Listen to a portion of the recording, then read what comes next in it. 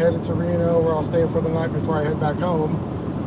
And I've been pondering and working through this concept that's at the front of my mind, and I called it relationship is business. And for me, that just makes sense.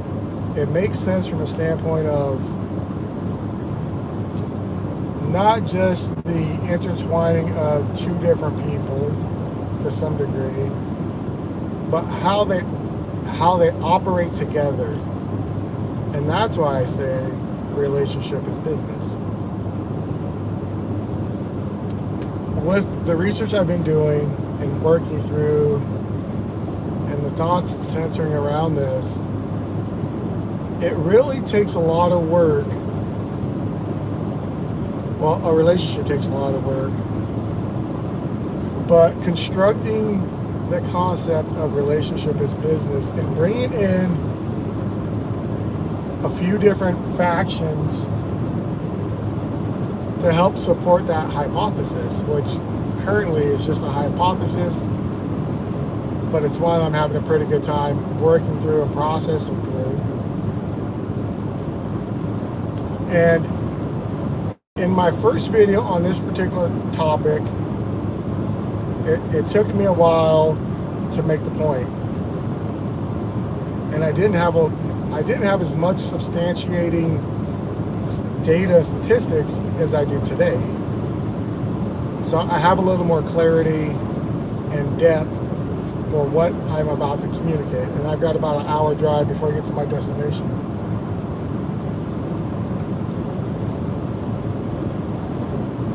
Let's take a marriage, for example. Okay? Let's take a marriage and let's call that marriage a business. And we could use the average sense of the term that people get married for love, and then we could use a more nuanced view that marriage is business. So relationship is business. So then, interestingly enough, let's see here. There we go. So interestingly enough, we're going to talk about marriage for a second. What do you do when you go get married? Before you get married, what do you do? That's right.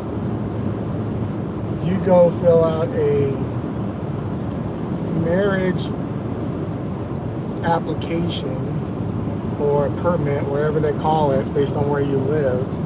You go get a document and you fill that out with all the identifying information that it's asking for: who you are, where you live, first name, middle initial, last name, some other, who you are on the marriage application, right? And while you're proving who you are with those pieces of documents, right? Make note of it. And the application, make note of it. And the application has a deadline on it. It's only good for 90 days or 120 days or whatever it is. It's only good for a short period of time. So starting right there, if you think that through,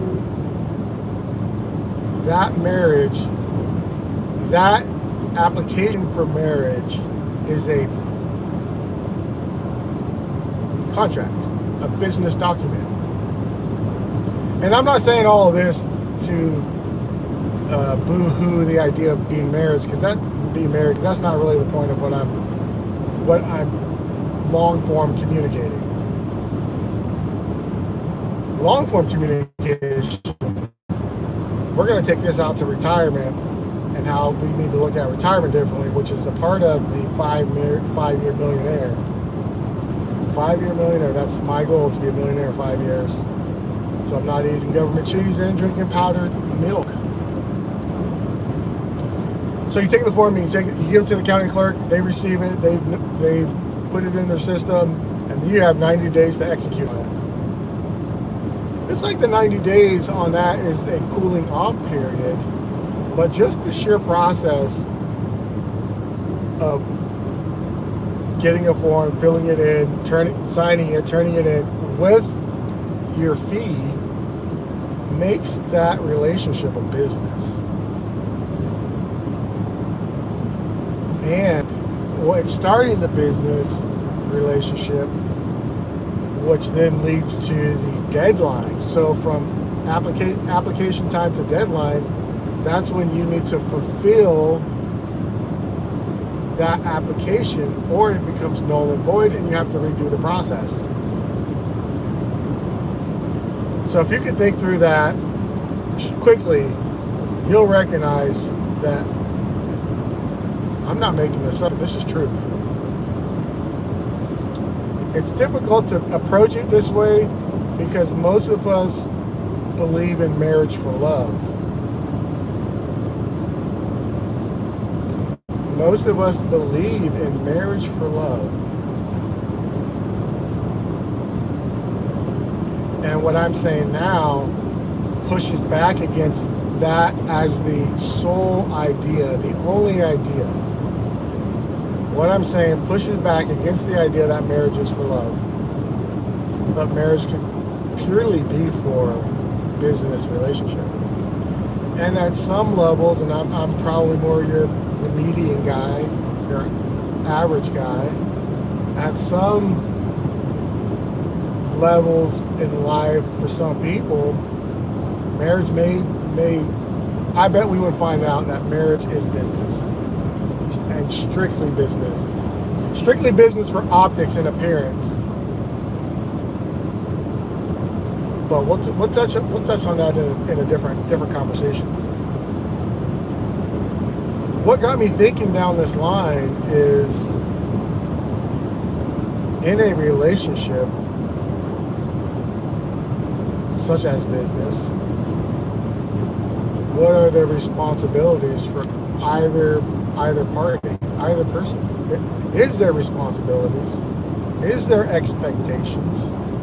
And what are they? And then what are the consequences should those not be met? And this is touching on some stuff. And I'm married, by the way. So what are the expectations and requirements or obligations or duties of either side? And what happens when those are not met?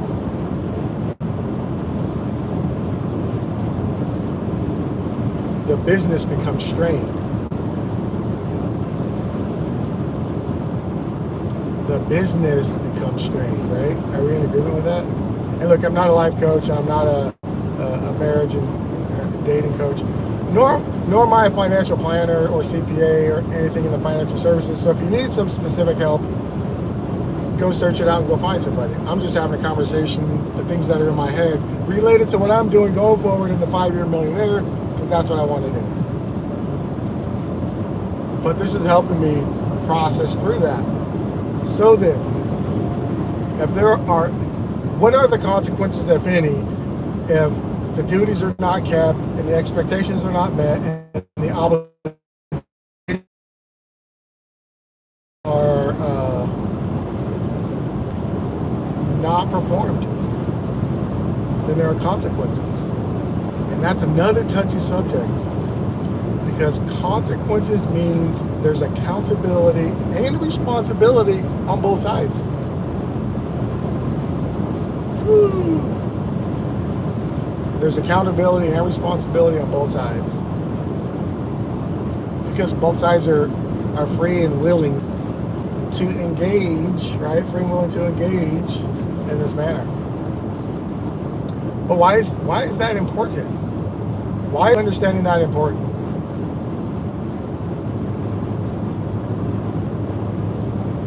It's important because it's built into a fabric of the marriage relationship, but also relationships where there's not a marriage, but a long-term committed union.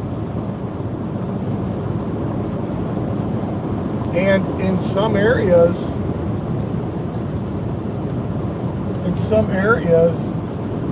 the time together triggers various laws and various community property things.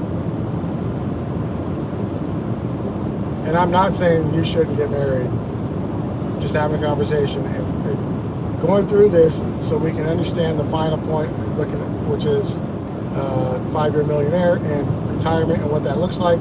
And if you're not married or in a long-term committed partnership, what could retirement look like for you? Which I'm not retired, so I don't have an answer. But we can season the conversation with some data, some official data that may help point our thought process in a direction that we're aware of where we are going. Awareness is important. I think awareness. We have to be aware of what's going on.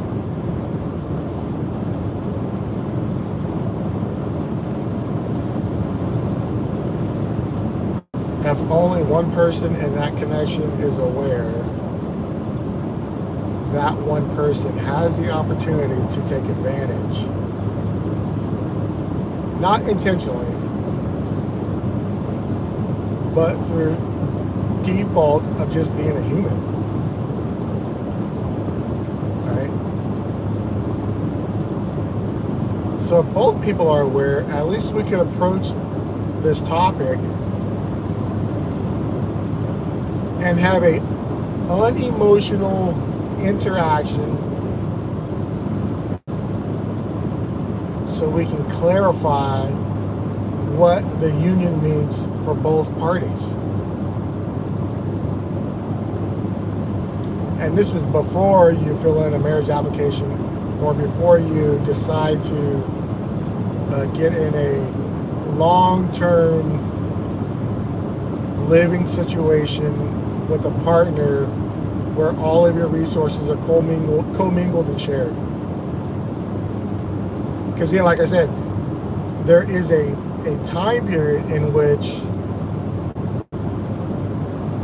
the very act of same house living, commingling of funds, even if you're married or not, triggers community property things, which you still should be aware of. And and there's also the idea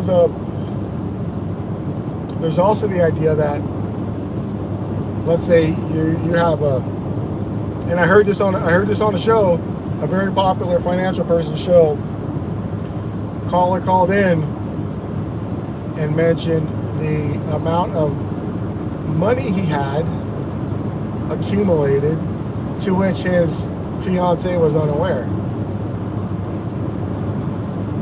And it was in the millions, and the fiance was unaware of it. And I think, not that he had cold feet, but he may have been feeling some things in the relationship that possibly caused him concern. But the host there challenged him a bit to look at that differently and to be open on the front side. But now also the same host, when another caller called in, a female caller, they were all like, hey, prenuptial. If that fellow wasn't good with his income, or he doesn't have the skill sets to produce a better income, or whatever they said, it was, oh yeah, I get a prenuptial. So that's why I think it's a business. The marriage relationship is a business to a degree.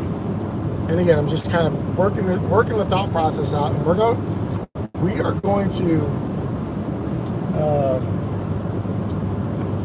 on a baseball field, as it were, round the bases until we get to home plate. And currently we are still aligning with first base, possibly to a double.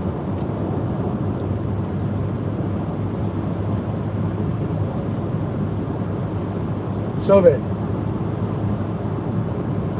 this is important because it will impact your life. And as an older person, if you are old or younger, either way, there are implications to however you pursue this thing. So better to know them, better to know them or know of them or to think of them, so you can have a conversation up front. Better up front is the conversation than down the line when more or stronger issues could arise. Stronger things that will impact decisions later.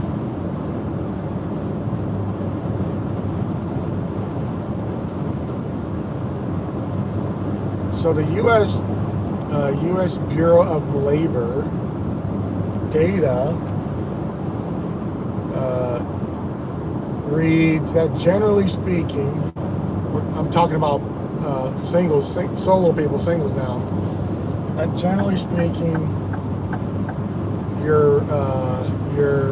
the women earn approximately 30 to 40% less than their male counterparts, and generally live longer. Earn less, live longer.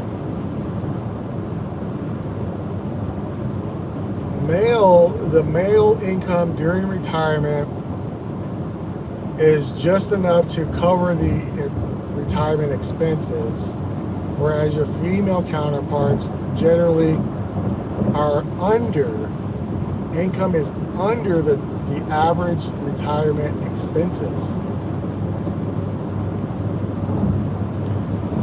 And I'm not here to debate why.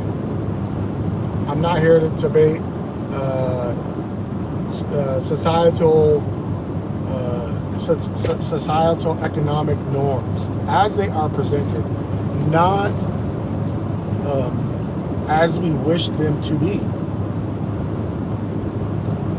I'm not debating any type of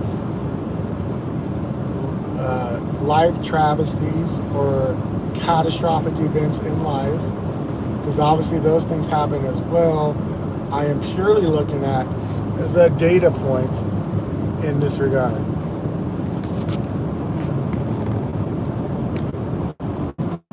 I'm purely looking at the data point in this regard. And that's the data. Women earn 30 to 40% less. They live longer. Male financial retirement income generally covers their costs, but without a lot of frills. Female generally come under their annual cost. And that's just a straight money thing. What else is interesting is housing is a bulk of the cost, and then whatever else follows that, but housing is a bulk of the cost. So just laying some groundwork and some foundation there. So if you're a single person with no desire for a romantic partner, it could be a good idea, and I'm going to do some more research on this because I think it's fascinating. It could be a good idea to partner with maybe multiple people, 2 or 3 other people, and do a co-housing thing where your resources are pulled together, but your housing cost isn't taking a bulk of your fixed retirement income. All right, so does that make sense? That makes complete sense to me. So if you have zero desire and you're not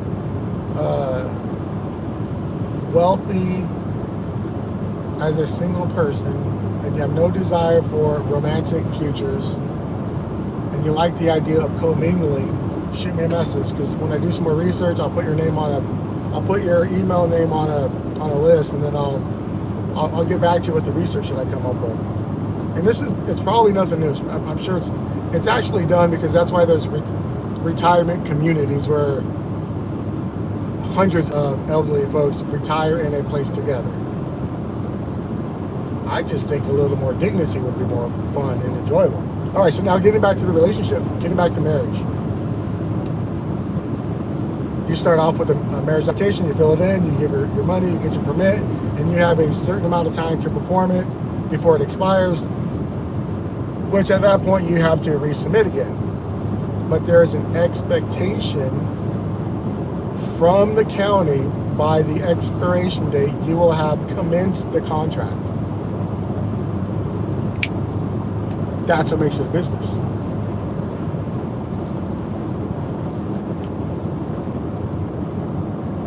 Because there's a contract. If you don't sign it, there is no contract. If you don't proceed with it as a joint couple, there is no contract.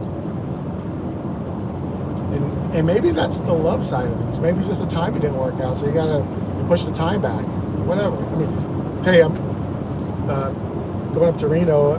Vegas is another 12-hour drive from here, but there's contracts. And but the contract has to be performed, otherwise there's no contract, and that piece of paper is null and void. So if we look at that, if we look at relationship as business, and then we look at retirement, which is a ways off for quite a few of us, but not that far that we can't see it. What are we doing today? Number one, to improve our position for retirement, and maybe improve the quality of life we have with people around us, albeit, or could be a spouse or others. So what are we doing from now until then to be diligent and intentional about where we're going?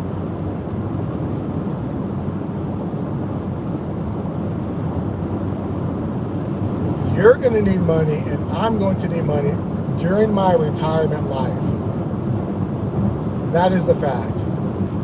The data does not lie. The data is the data, no matter how you feel about it. If you are currently under-earning now, we have to look at some ways to help you increase your income. There's a lot. You can go deliver food or groceries or taxi people around or whatever it is, whatever. But we've got to increase our income to therefore take the increase and put it into the future. Since I started doing that recently, where I said that, I upped my 401k contribution to a point that it stings, and it's happened. Those cycles have happened twice to me now, and it stings. It absolutely stings. But what I'm finding is I'm surviving. I'm not dying. But the thing that stings is the money's just coming straight out, right? My account going into my company, 401k. But what stings is my nature and habit to go buy things that I want. So now I have to look at things not so much from a want standpoint, but what is the value and the purpose of having this one particular thing? Currently for me, I'm a student pilot, flying small Cessna 172 plane, and I also ride a motorcycle, and those things need resources, fuel, time, energy, all that kind of stuff. But I'm not going to give those things up. I'm just going to go make more money. So I do have a salary, and I get to earn a small commission. So that small commission amount goes there, and part of my salary already is being taken out to the 401k. I am looking at something else, which is a long-term investment plan that matures in a bunch of years down the line. But I've got a plan for that too. Part of it is I don't want my kids to go set up a GoFundMe account when they have to bury me. Put my bones in the dirt.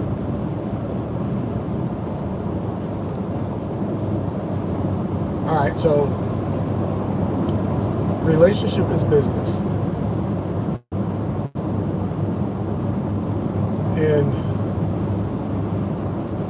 as an average guy, that's a hard one to continue to process through on an emotional level. But on the logic side, oh man, that makes total sense. And I think if we're looking at it on a logic side, on a logical platform, what we could do is remove excess emotion from some conversations that do not benefit from excess emotions. We've all been there. Conversations get heated, emotions get flared up, and the only thing that's accomplished is hurt feelings and forgiveness after the fact, but the real thing is never touched on.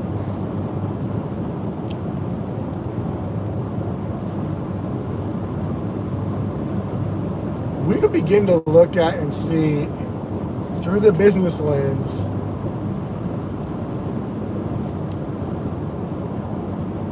that we both have obligation and we both have duty, and hopefully in the obligation and duties there's some enjoyment in performance, because if it's all duty and all obligation and it's a marriage, oh man, that's a disaster waiting to happen, or that's a disaster in the making. That's a disaster in the living.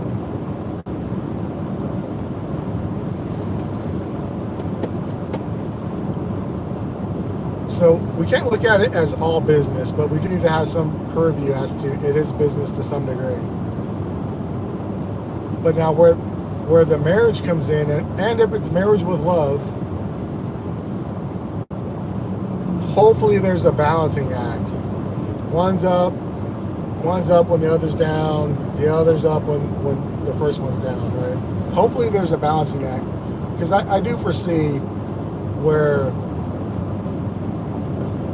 some aspects could be taken advantage of.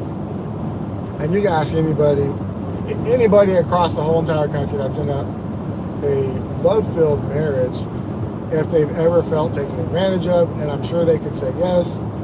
And I'm sure they could give you a litany of ideas why.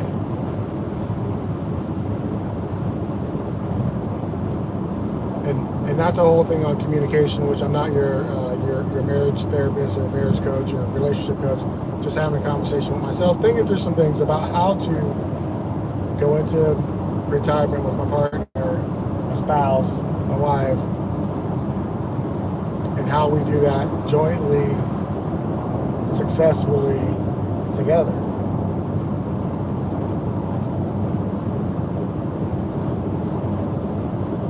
All right. Okay, so then,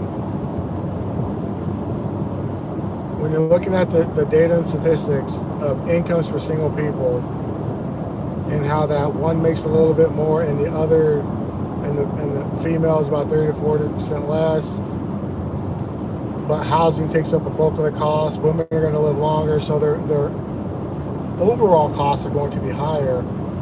What then are some ideas to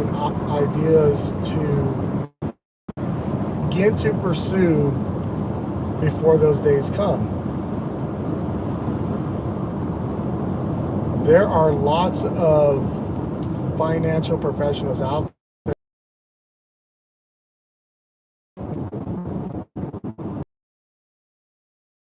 Experienced people, and they're on YouTube. Look them up. I look up both sides, male, female, young, retired, old, retired, retire early, retire on less, what you didn't know about retirement. And this is not a retirement show. This is my talking through the 5-year millionaire and why I want to do it, and that leads into retirement. That's the 5-year millionaire. And then also, don't want my kids to have to open up a GoFundMe when I pass away.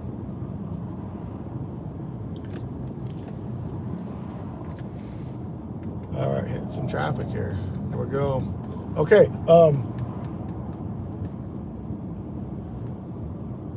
So then,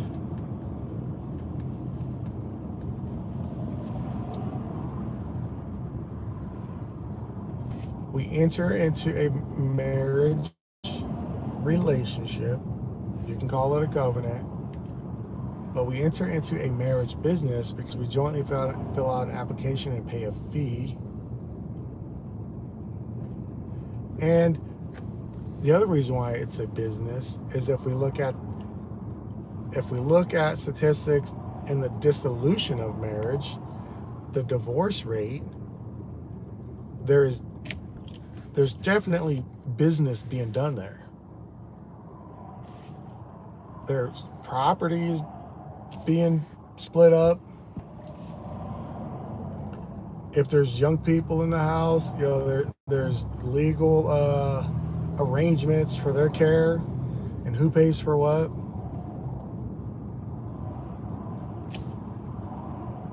And that's why relationship is business.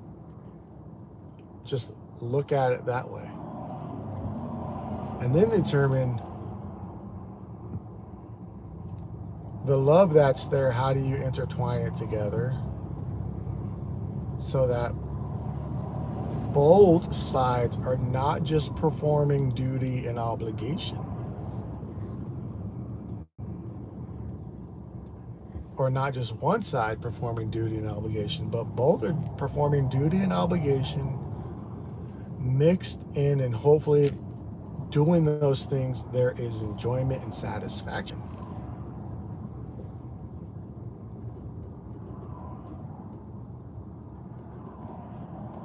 You know, if we're getting into kind of the thick of this, I want to introduce, it's not a new idea, but it certainly plays in Maslow's hierarchy of needs. And you can look it up, and it's a triangle, and it goes all the way from base level needs all the way to the top, which is, they say, self-actualization, self-improvement, self-actualization, which sometimes to me, you might move in and out of that, but your base needs are probably always the same, pretty close. Shelter, food, and security.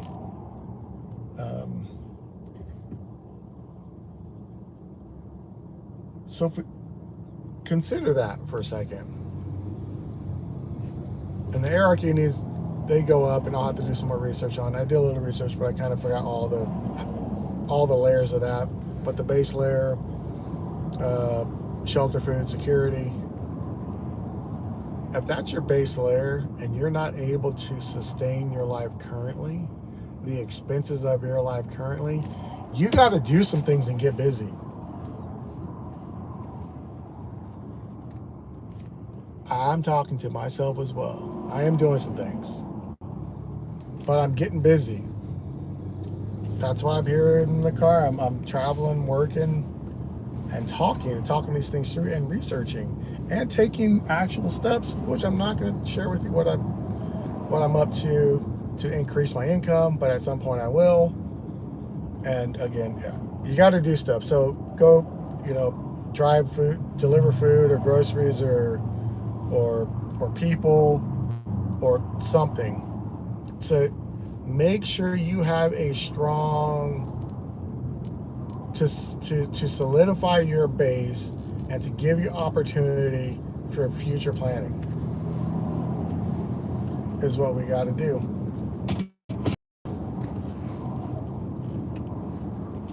And that's Maslow's hierarchy of needs. If your base needs are not met, it causes concern and pressures, and sometimes ill thinking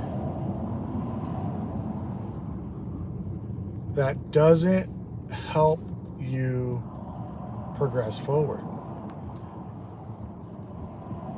I would submit you got to take care of those base needs first and get them handled by yourself. That way you can do it by yourself. But if you can't do it by yourself, position yourself either way, male or female, female, however it works. So get those needs met. by your effort and your energy and your enthusiasm to make a positive impact in your life. And if maybe that's a struggle, do what you need to do and get on a solid foundation, solid bedrock.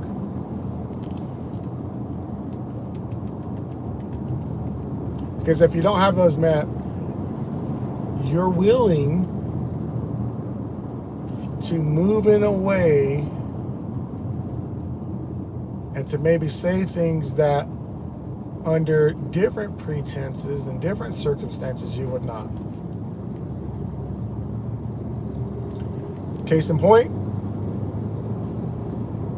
you lose a job and you still have bills coming up, you're more apt to take another job sooner than later that will pay your bills, even though it's not the job you want.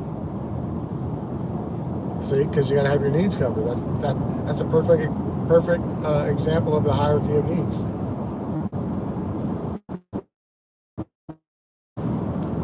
But if we look at the sexes and we look at the income over time and over the ages, that becomes a bigger cotter pin, because generally speaking, we may not have the ambition to work as hard or as long for as many hours, or others may do it for less and we lose out. All right, so let's get your bases covered.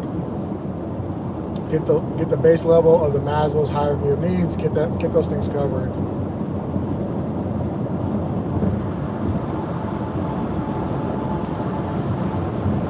Get them covered so you have options. Get them covered so you don't have the stress that comes when they're not covered.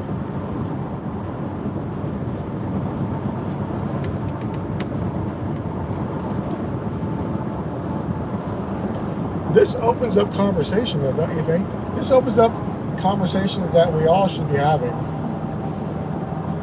And not just relationship as business, but that sets some framework and groundwork how to think this through, because it's important, because we both want to know, everybody, we want to know what we're signing up for.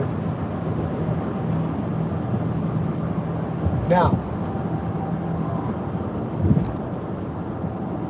people buy cars, and most people finance cars, and we don't generally read the fine print. What we read is